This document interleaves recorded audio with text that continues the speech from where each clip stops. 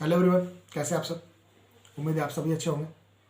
तो आज फिर मैं आप लोगों के लिए नया वीडियो लेकर के आया हूँ। और आज के वीडियो में हम बात करेंगे कुछ स्पेसिफाइड ट्रांजैक्शंस के बारे में, कुछ हाई वैल्यू ट्रांजैक्शंस के बारे में, जो कि इनकम टैक्स डिपार्टमेंट को इन्फॉर्म की जाती है, रिपोर्ट की जाती है कुछ डिफरेंट ऑर्गेनाइजेशंस के द्वारा। ठीक है ना। तो अभी हम डिटेल में समझेंगे कि वो कौन कौन से ट्रांजैक्शंस हैं और जिसकी इन्फॉर्मेशन इनकम टैक्स डिपार्टमेंट को दी जाती है, और वो कौन से ऑर्गेनाइजेशंस हैं जो कि या इंस्टीट्यूशंस हैं जो ये इन्फॉर्मेशन इनकम टैक्स डिपार्टमेंट को देते हैं। ठीक है ना। तो चलिए स्टार्ट करते हैं। अच्छा, इन इन्फॉर्मेशंस की या इन ट्रांजैक्शंस को नज़र रखने की क्या ज़रूरत पड़ी, इन्फॉर्मेशन लेने की क्या ज़रूरत पड़ी इनकम टैक्स डिपार्टमेंट को। तो एक्चुअली है क्या कि हमारे यहाँ जो रिटर्न फाइल की जाती है वो हमेशा ही कम रिटर्न फाइल की जाती है ना। वो रिटर्न जो है वो इनकम जो डिक्लेयर की जाती है बहुत ही लो डिक्लेयर की जाती है, जिसकी वजह से क्या होता है कि लोगों को इनकम, अगर ऑब्वियस सी बात है, अगर आप रिटर्न अगर आप इनकम अगर कम डिक्लेयर करेंगे तो टैक्स भी कम देना पड़ेगा, और या तो ना के बराबर देना पड़ेगा। तो यही चल रहा था कि लोग इनकम कम डिक्लेयर कर रहे थे और टैक्स इवेशन हो रही थी, लोग बिल्कुल ही टैक्स नहीं पे कर रहे थे या बहुत ही कम टैक्स पे कर रहे थे। तो गवर्नमेंट ने फिर दूसरा तरीका अपनाया कि ठीक है, अब आपसे इनकम नहीं पूछेंगे, या इनकम जैसे आप डिक्लेयर कर रहे हो आप करो इनकम डिक्लेयर, हम इनकम के बदले अब आपके एक्सपेंसेस और आपकी इन्वेस्टमेंट को नज़र में रखेंगे। अब इनके ऊपर नज़र रखेंगे, आपके एक्सपेंसेस और इन्वेस्टमेंट के ऊपर में नज़र रखेंगे। ठीक है ना।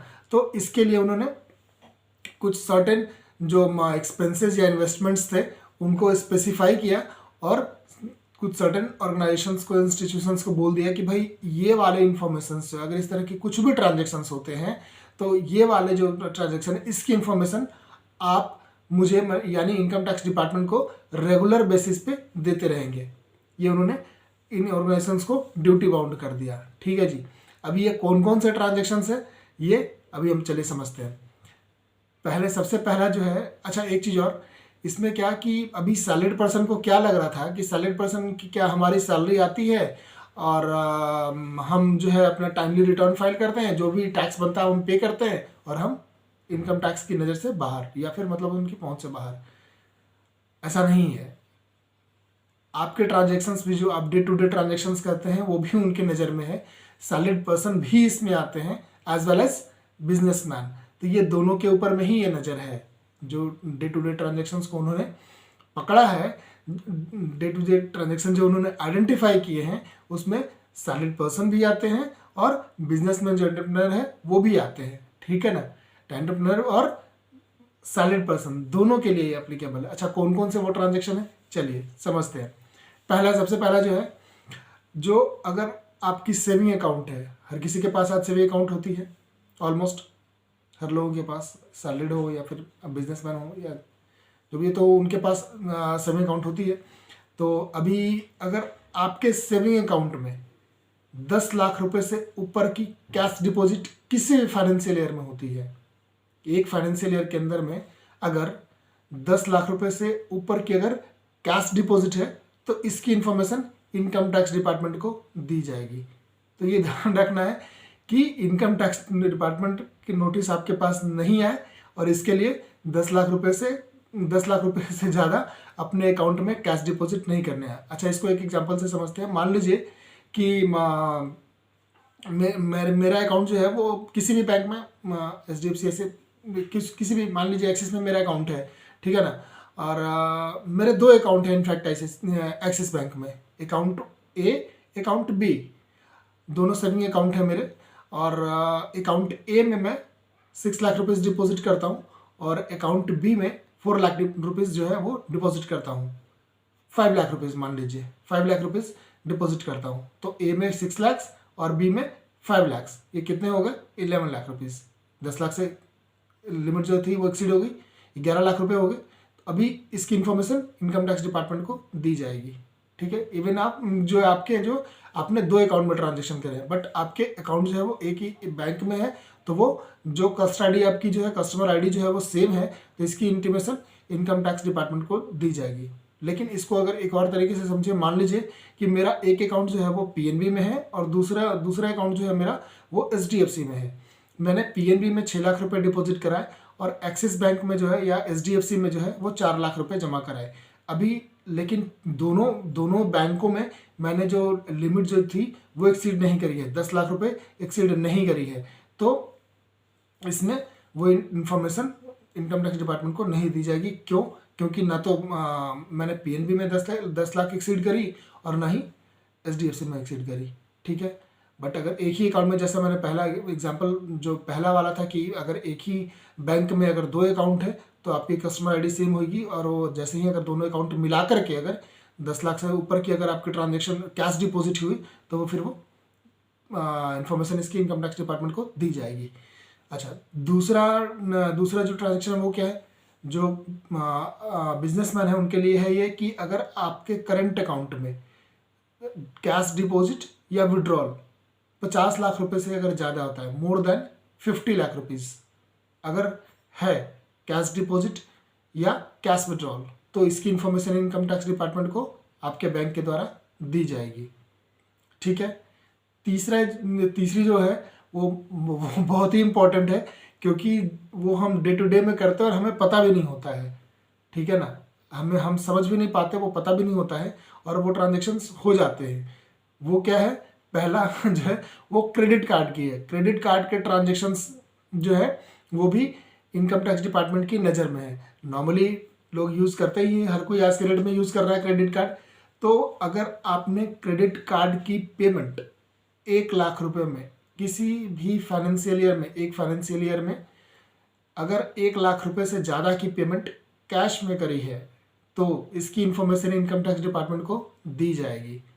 या अगर आपने क्रेडिट कार्ड की पेमेंट 10 लाख रुपए से ज़्यादा इलेक्ट्रॉनिक मोड में भी करी हो तब भी इसकी इन्फॉर्मेशन इनकम टैक्स डिपार्टमेंट को दी जाएगी। ये कब, कितने दिन पीरियड क्या है, 1 साल का, 1 financial year, with in 1 financial year. ठीक है ना, तो इसमें दोनों चीज़ें हैं, या तो आप कैश से पे कर रहे हो तब भी इसकी इन्फॉर्मेशन दी जाएगी, अगर आप इलेक्ट्रॉनिक मोड में कर रहे हो तब भी इसकी इन्फॉर्मेशन इनकम टैक्स डिपार्टमेंट को दी जाएगी। लिमिट का फ़र्क है कि अगर कैश करते हो तो 1 लाख रुपए से ऊपर, तो ये ध्यान रखने वाली बात है कि अगर कैश ऑन डिलीवरी अब कर लेते हो तो वो अगर पूरे साल में, पूरे फाइनेंशियल में मिला करके अगर 1 लाख को एक्सीड कर गई तो फिर आप नज़र में हो। या 10 लाख से ऊपर की, अगर आजकल तो फ़ोन ही 1 लाख 1.5 लाख के आ रहे, या इस तरीके कोई भी बड़ी ट्रांजैक्शन करी और वो पूरे फाइनेंशियल में मिला करके, मेरा एक फ्रेंड क्या था, वो तो कई लोगों के फ़ोन ही परचेज़ करता रहता था, अपने फ़ोन परचेज़ कर लिया, पड़ोसी का फ़ोन किसी ने भी बोल दिया कि भाई तुम्हारे कार्ड पे क्या है, अभी ऑफर आ रहे हैं तो अपने कार्ड से ट्रांजैक्शन कर दो, तो उसने ट्रांजैक्शन कर दी, फिर उसको इनकम टैक्स की नोटिस आ गई। ठीक है ना, तो वो उसकी लिमिट जो थी वो कई लोगों के, उसने अपना तो ट्रांजैक्शन करा कई लोगों की ट्रांजैक्शन कर दी, तो जिसकी वजह से उसको इनकम टैक्स की नोटिस आ गई, उसने जो लिमिट थी वो क्रॉस कर दी। ठीक है ना, तो ऐसी गलती नहीं करनी है, 10 लाख रुपए से ऊपर के ट्रांजेक्शन्स नहीं करने हैं, इलेक्ट्रॉनिक मोड में भी और कैश में भी पेमेंट नहीं करनी है 1 लाख से ऊपर। ठीक है ना, तो ये 3 ट्रांजेक्शन हो गए। चौथा, अगर आप जो है अगर डीडी बनवाने जा रहे हैं बैंक में और आपने बैंक में डीडी 10 लाख रुपए से ज़्यादा का बनवा लिया है कैश में किसी भी फाइनेंशियल ईयर में, मतलब अगर किसी भी बैंक से आपने पूरे फाइनेंशियल ईयर में 10 लाख रुपए से ऊपर के डीडी के लिए कैश में पेमेंट करी है तो इसकी इन्फॉर्मेशन भी इनकम टैक्स डिपार्टमेंट को दी जाएगी। ठीक है, अच्छा, उसके अलावा फिर छठा क्या है कि अगर आपने कोई भी गवर्नमेंट के बॉन्ड्स वगैरह परचेज करे हैं, आरबीआई बॉन्ड्स वगैरह परचेज करे हैं और वो भी अगर आपने 10 लाख रुपए से ऊपर का परचेज किया है कैश में तो इसकी इन्फॉर्मेशन भी इनकम टैक्स डिपार्टमेंट को दी जाएगी।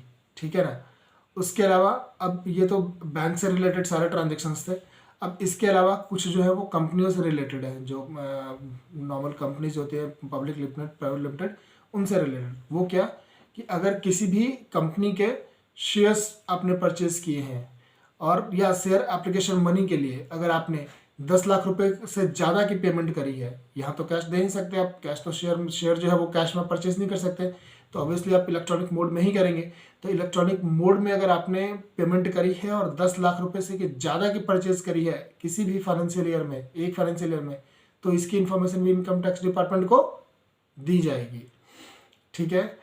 इसके अलावा अगर आपने कोई शेयर बायबैक के लिए अगर अप्लाई किया और उसमें भी 10 लाख रुपए से ज़्यादा का अगर आपका हुआ है शेयर बायबैक, तो उसमें भी आपको इनकम टैक्स डिपार्टमेंट को इसकी इन्फॉर्मेशन दी जाएगी। अगर आपने म्यूचुअल फंड अगर परचेज किए हैं 10 लाख रुपए से ज़्यादा के किसी भी फाइनेंशियल ईयर में, तो इसकी इन्फॉर्मेशन भी इनकम टैक्स डिपार्टमेंट को दी जाएगी। ठीक है।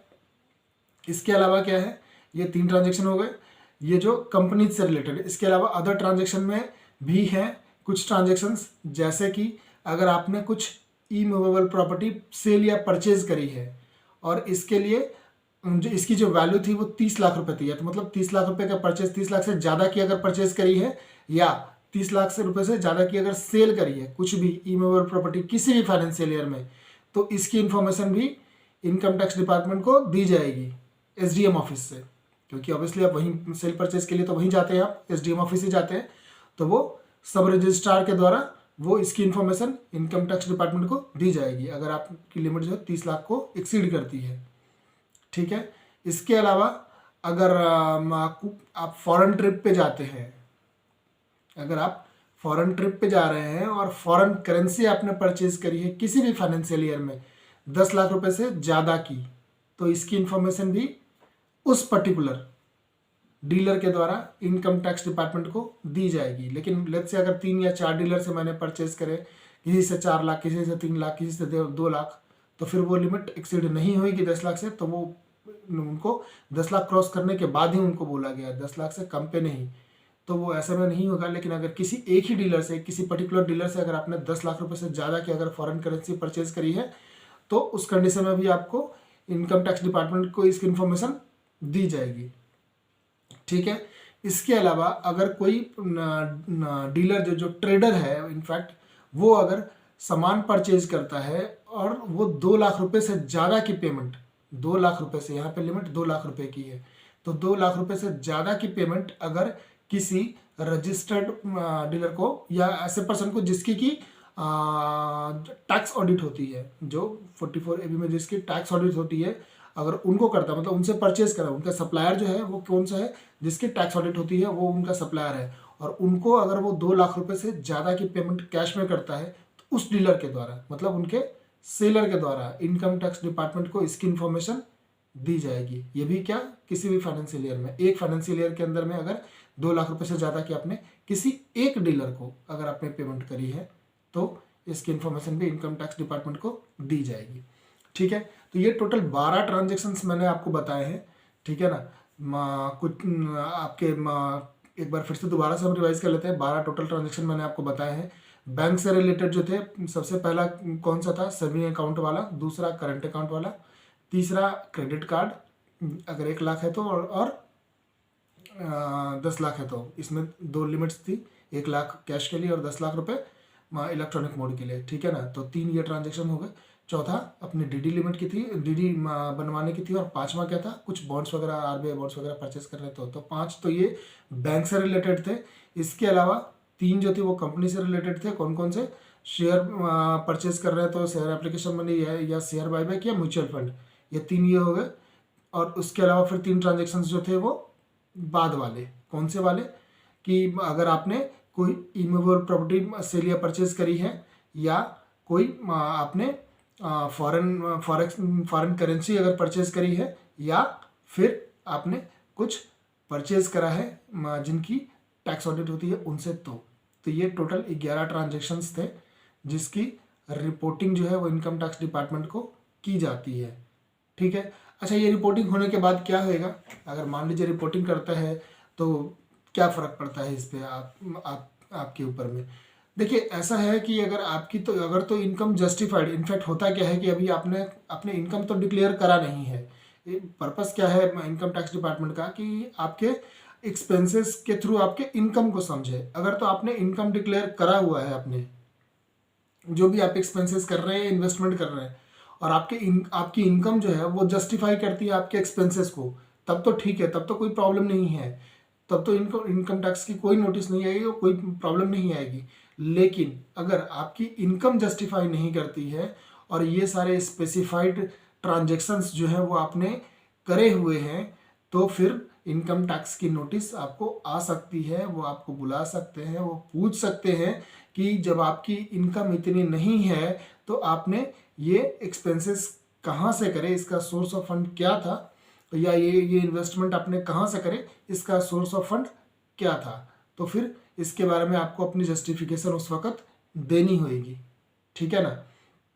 तो ये बेसिकली पर्पस वीडियो का बनाने का ये था कि ऐसी कोई गलती ना करें, ऐसे कोई भी टैक्स इवेशन का काम ना करें, अपनी इनकम को प्रॉपरली डिक्लेयर करें, ताकि आने वाले टाइम पे बाद के समय में आपको ये सारी प्रॉब्लम्स ना आए अचानक से, क्योंकि ये तो इमीडिएटली तो आएगी नहीं ये प्रॉब्लम। ये आपको प्रॉब्लम क्या है उस फाइनेंशियल ईयर के गुजरने के बाद आएगी, क्योंकि अच्छा ये क्या कैसे रिपोर्ट होती है ये सारी ट्रांजेक्शन्स।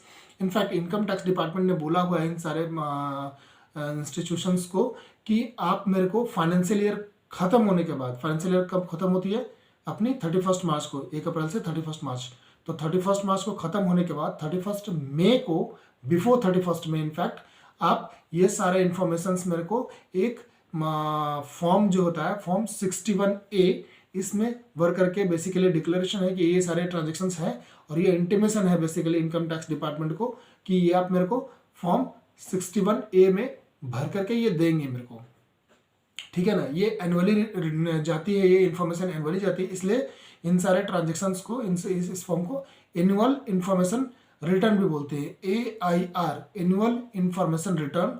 और जो ट्रांजेक्शन्स हैं उनको स्पेसिफाइड फाइनेंशियल ट्रांजेक्शन भी बोलते हैं, और हाई वैल्यू ट्रांजेक्शन जो भी, मतलब ये इनकम टैक्स की लैंग्वेज में इसको बोलते हैं स्पेसिफाइड फाइनेंशियल ट्रांजेक्शंस, जिसको कि हाई वैल्यू ट्रांजेक्शन हम बोलते हैं क्योंकि सारे हाई वैल्यू ही है, ठीक है ना। तो बेसिकली ये है कि आप टैक्स को इवेशन की तरफ न जाए, आप अपने प्रॉपर डिक्लेयर करें इनकम को, और उसके अकॉर्डिंग आप अगर आप कुछ भी खर्चा करते हैं या कुछ भी इन्वेस्टमेंट करते हैं तो आपको उसमें फिर घबराने की कोई भी बात नहीं है, ठीक है। चलिए आज के लिए इतना ही, फिर अभी अगली दूसरी कोई वीडियो आप लोग के लिए लेकर के आएंगे, तब तक के लिए थैंक यू।